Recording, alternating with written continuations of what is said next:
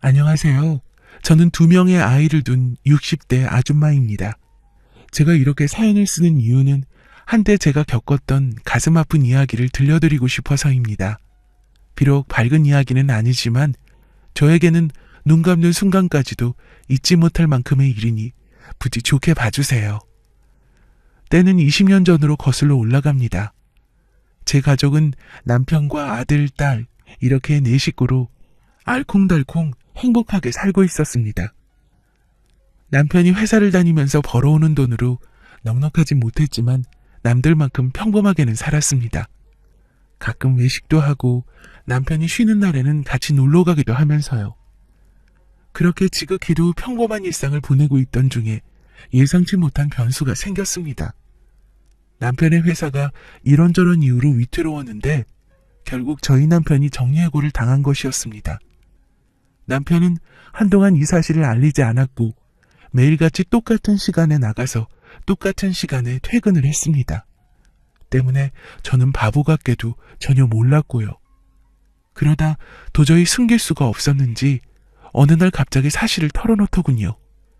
남편은 제 눈을 쳐다보지도 못하고 고개를 푹 숙인 채 말했습니다. 사실은 내가 얼마 전에 정리해고를 당했지 뭐야. 그래서 매일같이 나가서 하루 종일 일자리를 알아봤는데도 잘 안 되더라고. 더 이상 당신한테 숨기기가 어려울 것 같아서 이제야 이야기하네. 저는 남편의 말을 듣는 순간 정신이 아득해지더라고요. 그 짧은 순간에 정말 수십 가지의 생각이 제 머리를 스쳐갔습니다. 이제 우린 뭐 먹고 사나부터 아내씩이나 돼가지고 그런 것도 눈치 못 챈 제 자신을 책망하기까지 이 모든 것을 하기에는 시간이 그리 많이 필요하지 않았습니다. 대역죄인 마냥 고개를 푹 숙이고 있는 남편을 보고 있자니 이 사람에게 더 이상은 죄책감을 심어주어서는 안 되겠다는 생각이 들어 저는 애써 밝은 목소리로 말했습니다. 이 미련한 사람아, 진작 이야기하면 됐지. 내가 뭐 그런 걸로 당신 쫓아내기라도 할까봐? 당신이 능력 없어서 해고된 것도 아니고 그냥 당신네 회사가 당신을 품어줄 만큼의 능력이 안 됐던 것뿐이야. 일자리야 다시 알아보면 돼.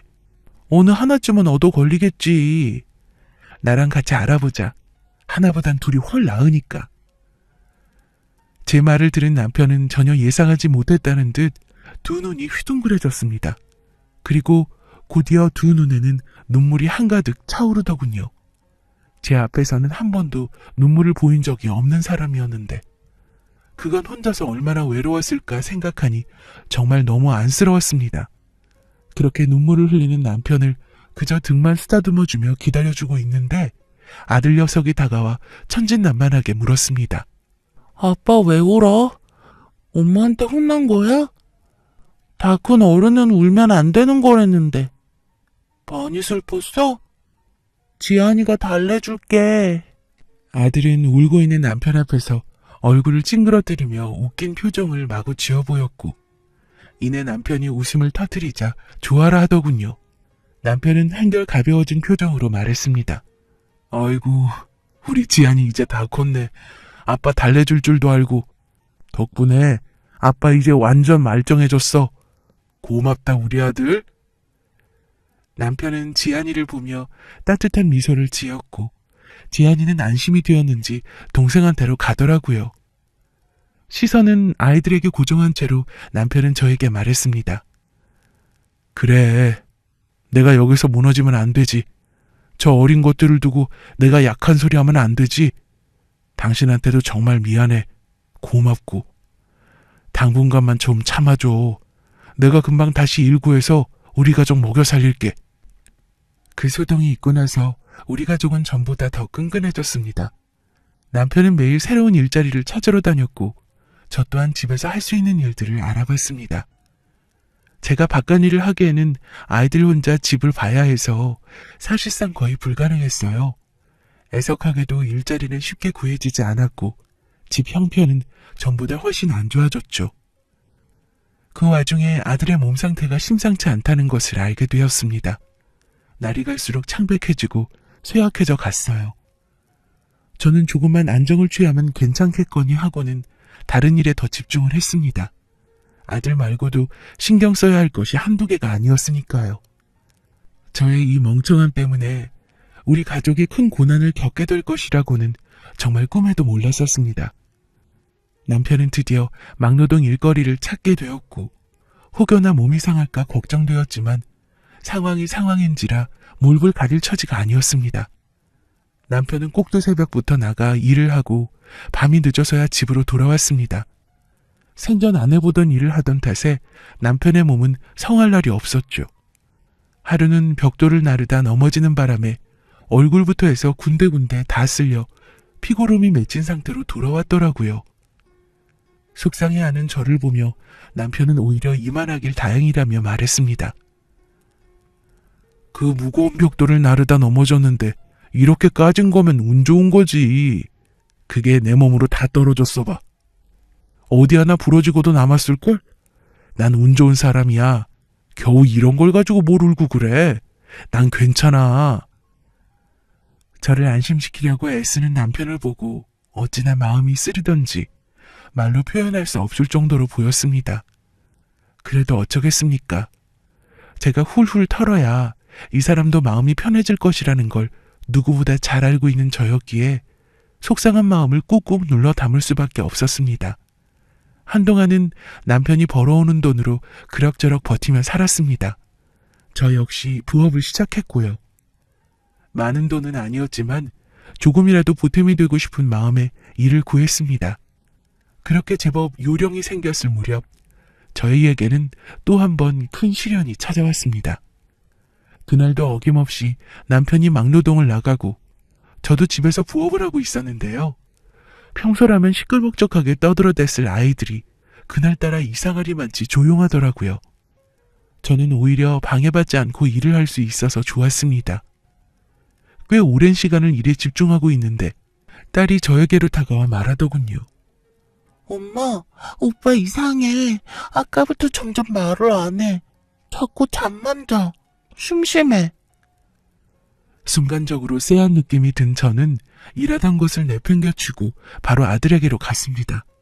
아들은 혈색이 다 죽은 채로 죽은 사람 마냥 누워 있었습니다. 아무리 말을 걸고 흔들어 보아도 소용이 없었습니다.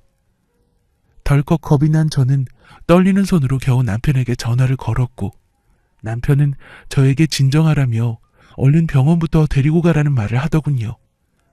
저는 정신을 겨우 부여잡고는 아이들을 데리고 근처 병원으로 갔습니다. 진료를 기다리는 그 잠깐 동안이 정말 지옥 같았습니다.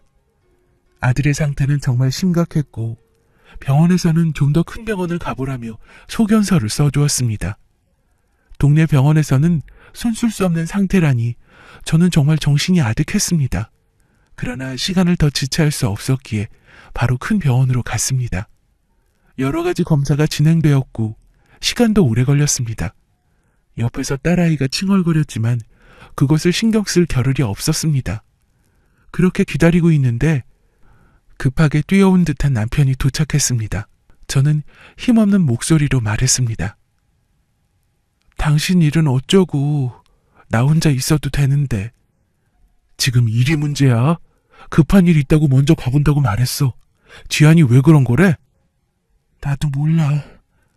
집 근처 병원 갔더니 좀 더 큰 병원으로 가보라고 해서 지금 검사 들어갔어. 남편과 저는 아무 말이 없었습니다. 간간히 딸아이가 하는 말에 대답해 줄 뿐이었죠. 그렇게 긴 침묵 끝에 의사 선생님을 만날 수 있었고 아이의 상태를 전해들은 저희는 좌절했습니다. 의사 선생님께서는 저희에게 덤덤하게 말을 꺼냈습니다. 소아 배탈병이네요. 평소에 증상이 한두 개쯤은 있었을 텐데 평소에 뭐 이상한 점 없었습니까? 안색이 창백했다던가 잦은 피로감을 느꼈다던가 하는. 그 순간 제 머릿속에는 점점 얼굴이 창백해지고 하루 종일 잠만 자던 아들의 모습이 스쳐 지나갔습니다. 정신이 아찔하더군요. 이런 저를 남편이 옆에서 지탱해주며 물었습니다. 고칠 수 있는 거죠?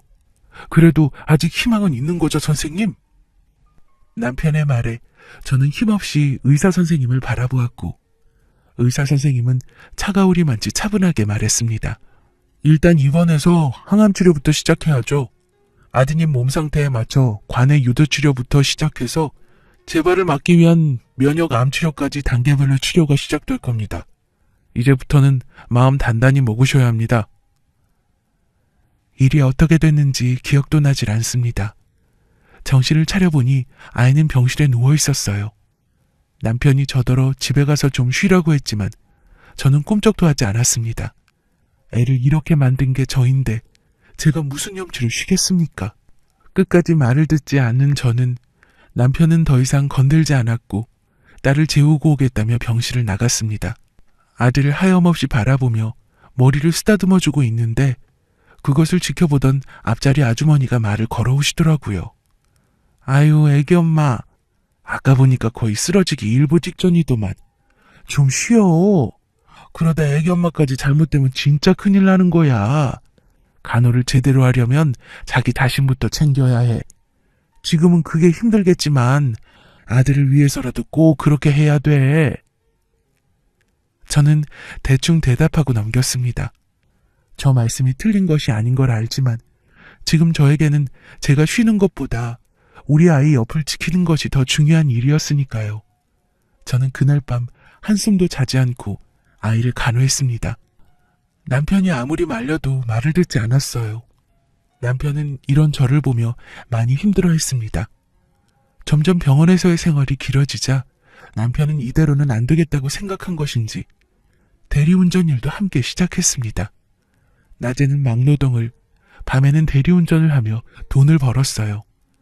딸아이를 계속 병원에서 지내게 할 수도 없고 계속 신경 써줄 수가 없어서 친정엄마께 부탁드렸습니다.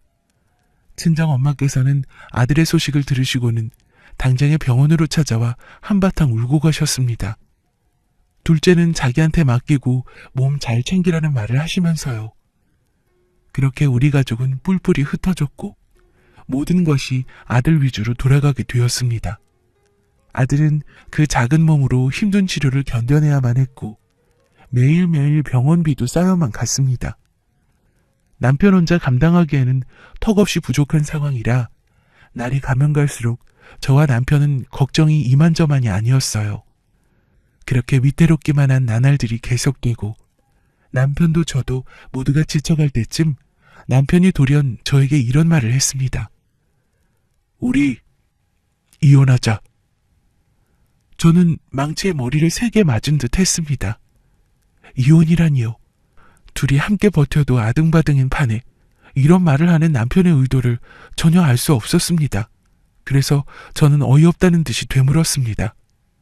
뭐? 지금 당신 장난해? 지금이 장난이나 칠 때야? 장난으로 이혼하자는 사람도 있어? 나 솔직히 요즘 너무 힘들고 벅차. 나 혼자서 벌어서 언제 병원비 내고 언제 애 치료해. 당신 잘못도 아니고 애 잘못도 아닌 거 아는데 그만하자고. 더 이상은. 능력 없는 사람들끼리 모여서 이도저도 안 되는 거. 이 사람이 갑자기 왜 이러나 싶었습니다. 혼자서 견디기가 많이 힘들었겠죠.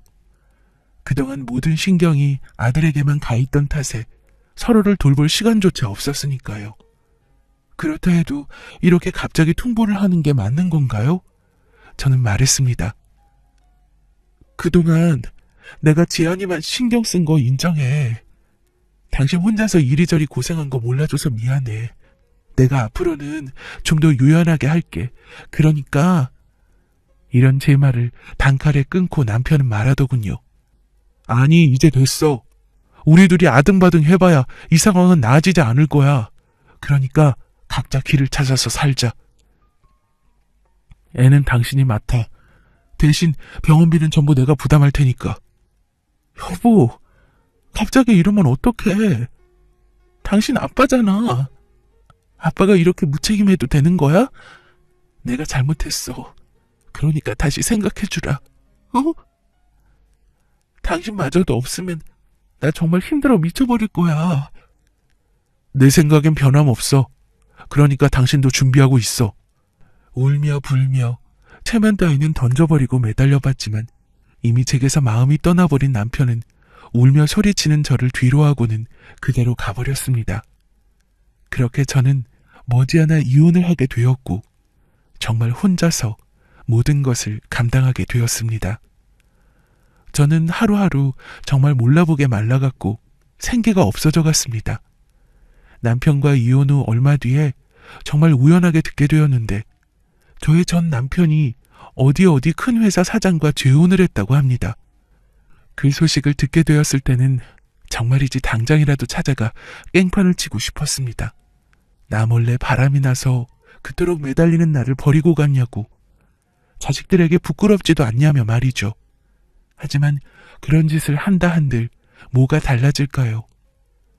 그럴 시간에 저는 제 아들에게 더 시간을 쏟기로 했습니다. 전 남편은 약속대로 매달 병원비는 물론 생활비까지 꼬박꼬박 보내주었습니다. 때문에 점점 병원비 걱정은 사라졌고 생활하는 곳에도 큰 어려움이 없어져 갔습니다. 전 남편에 대한 미움도 점차 희미해져 갔죠. 아들은 그렇게 꽤 오랜 시간을 병원에서 지내야 했습니다. 다행히 날이 갈수록 상태가 많이 호전이 되었고 덕분에 퇴원을 하게 되었습니다. 퇴원을 하긴 했지만 늘 아들의 몸을 유심히 살피고 조심하고 또 조심해야 했습니다. 정말 오랜만에 돌아온 저희 집을 보고 있자니 새삼 전 남편의 빈자리가 크게 느껴지더라고요. 아이들에게는 차마 사실대로 말하지 못하고 대충 둘러댔습니다. 다행히 아이들이 큰 의심 없이 믿어주더군요. 이 거짓말이 언제까지 갈 수 있을지는 모르지만 지금 당장만이라도 아이들을 지켜주고 싶었습니다. 전 남편에게도 아이들의 퇴원 소식을 알려주었습니다.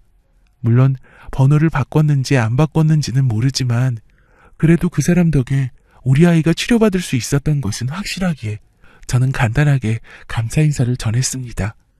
문자로 말이죠. 역시나 답장은 오지 않더군요. 저는 크게 신경 쓰지 않았습니다. 저는 그동안 전 남편이 보내주었던 생활비를 모아 돈을 마련해 두었고 그 돈으로 작은 분식집을 차렸습니다. 분식집이 자리 잡기 전까지는 친정엄마께서 많이 도와주셨습니다. 아이들을 봐주시면서 제가 마음 편히 일에만 집중할 수 있도록 해주셨어요. 덕분에 저는 빠르게 자리 잡을 수 있었고 20년이 지난 지금까지도 분식집을 하고 있습니다. 분식집을 꽤 오래 한 덕에 이제 제법 단골도 많이 생겼고 돈도 살아가는 데에는 충분할 정도로 벌게 되었습니다. 사람이 여유가 생기면 욕심이 생긴다고 저에게도 새로운 인연이 찾아왔고요. 정말 더할 나위 없이 행복한 매일을 살고 있었습니다. 그러던 어느 날 제 가게로 전혀 생각지도 못한 사람이 찾아왔습니다. 바로 전 남편이었는데요. 전 남편은 몰라보게 수척해져 있었습니다. 어디 병이라도 걸린 것 마냥 말이죠. 저는 너무 놀라 아무 말 하지 못하고 멍하니 쳐다보고만 있었습니다. 그 사람은 이런 제게 먼저 말을 건네더군요. 그동안 잘 있었어? 진짜 오랜만이다. 그치? 당신도 나도 많이 늙었네. 허허. 그 사람의 말을 듣는 순간 정신이 번쩍 들더라고요. 나를 버리고 다른 여자한테 가더니 무슨 낯짝으로 20년이나 지난 지금 여기로 찾아온 건지 화가 머리끝까지 났습니다. 그래서 저는 사납게 말을 내뱉었습니다. 이봐요. 당신 미친놈이야?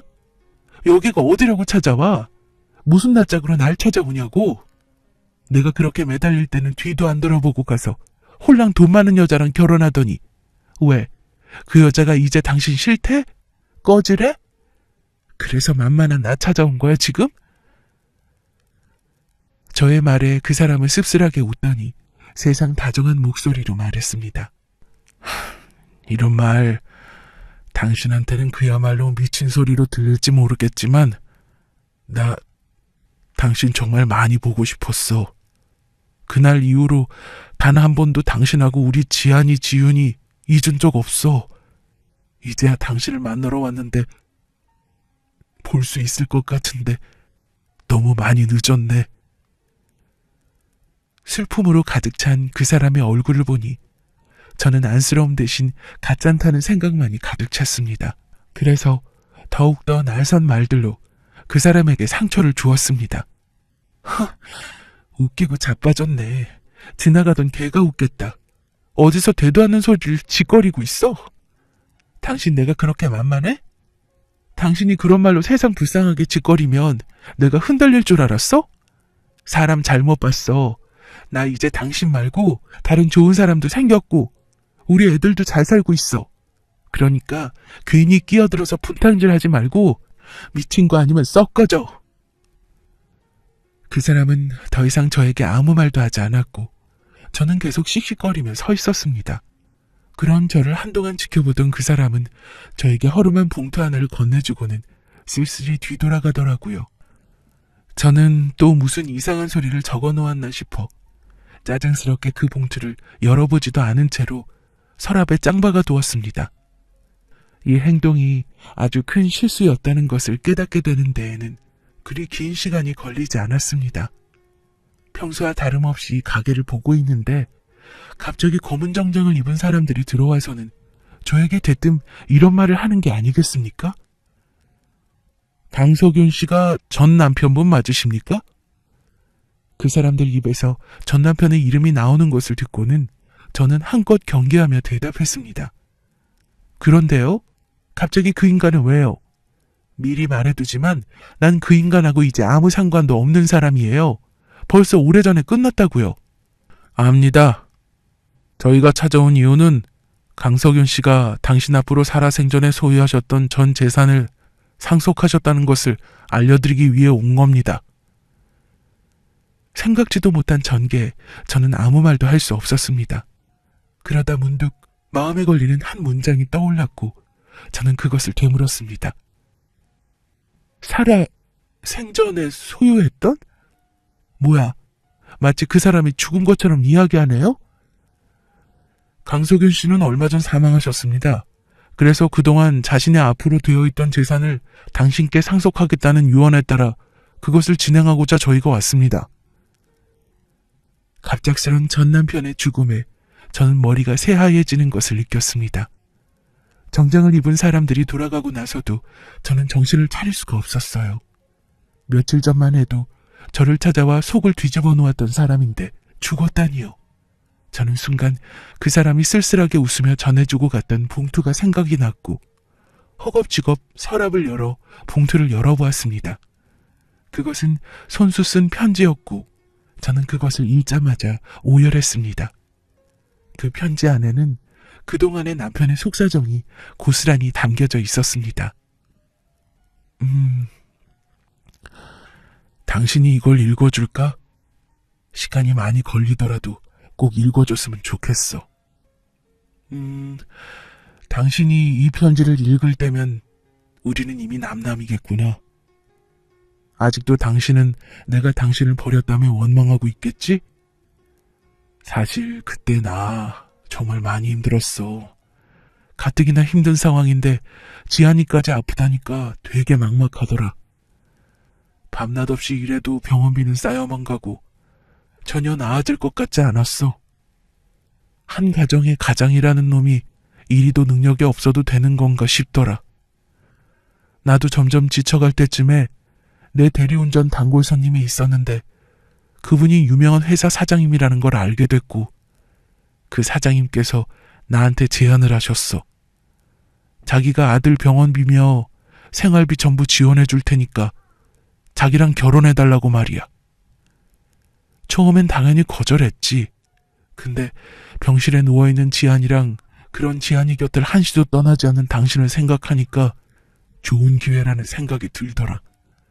당신도 알다시피 내가 능력이 없는 탓에 돈도 잘 못 벌어오잖아. 이대로 가다가는 죽도 밥도 안 되겠다는 생각이 들었고 마음을 굳게 먹었지.